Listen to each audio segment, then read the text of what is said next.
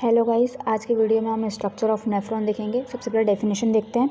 तो नेफ्रॉन क्या होता है? वो स्ट्रक्चरल और फंक्शन यूनिट होता है किसका? किडनी का। और हर ह्यूमन के अंदर जो किडनी होती है उसके अंदर 1 से 1.5 मिलियन तक नेफ्रॉन्स होते हैं, जो कि काय के लिए रिस्पॉन्सिबल होते हैं? ब्लड को फिल्टर करने के लिए, वेस्ट प्रोडक्ट को रिमूव करने के लिए और maintaining water electrolyte balance, acid base balance के लिए।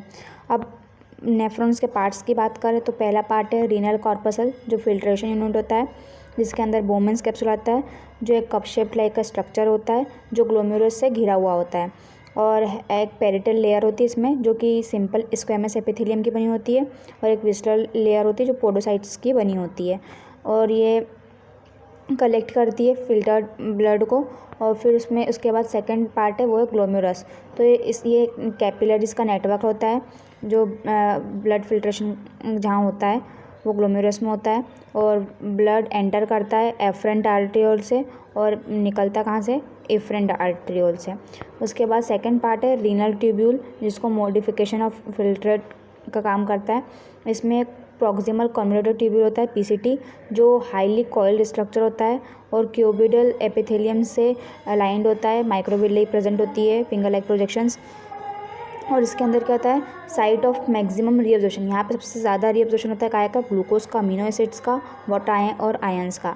उसके बाद सेकंड स्ट्रक्चर है, पहला था पीसीटी, दूसरा है लूप ऑफ हेनले।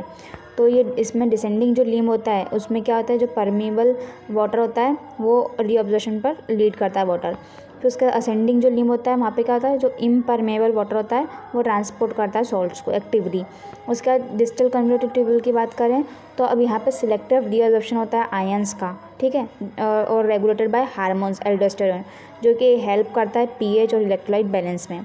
उसका थर्ड पार्ट है कलेक्टिंग डक्ट। ये कलेक्ट करता है यूरिन को मल्टीपल नेफ्रॉन से। और ये फाइनल साइड होती है वाटर रीअब्जॉर्प्शन की, और ये रेगुलेटेड बाय होती है एडीएच, ठीक है, leads urine to the renal pelvis. Supporting blood supply कैसा होता है वो देखते हैं।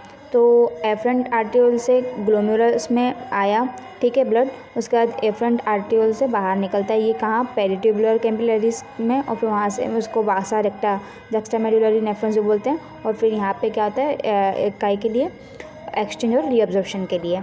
अब टाइप्स ऑफ नेफ्रॉन्स की बात करें तो दो तरीके के होते हैं, कॉर्टिकल नेफ्रॉन और जक्स्टामेडुलरी नेफ्रॉन। तो इनकी लोकेशन की बात करें तो जो कॉर्टिकल नेफ्रॉन होता है वो कॉर्टेक्स में होता है, और जो जक्स्टामेडुलरी नेफ्रॉन है वो कॉर्टेक्स नियर मेड्यूला। अब लूप ऑफ हेनले की बात करें तो इनका जो कॉर्टिकल नेफ्रॉन का होता है वो शॉर्ट होता है, और जो जक्स्टामेडुलरी नेफ्रॉन का होता है लॉन्ग होता है और x tends deep into medulla. Functions की बात करें तो कॉर्टिकल नेफ्रॉन का फंक्शन होता है फिल्ट्रेशन और रीअब्जॉर्प्शन का, और जक्स्टामेडुलरी नेफ्रॉन का फंक्शन होता है कंसंट्रेशन ऑफ यूरिन। अब एक सिंपल फ्लो चार्ट के थ्रू समझ लेते हैं।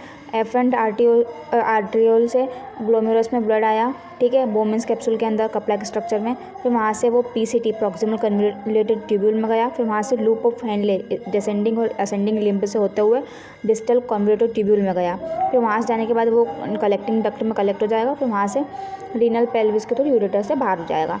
सो ये था हमारा स्ट्रक्चर ऑफ नेफ्रॉन। एक बार डायग्राम देख सकते हो। सो ऐसे और जानकारी के लिए आप हमारे चैनल को लाइक, शेयर एंड सब्सक्राइब करें। Thank you.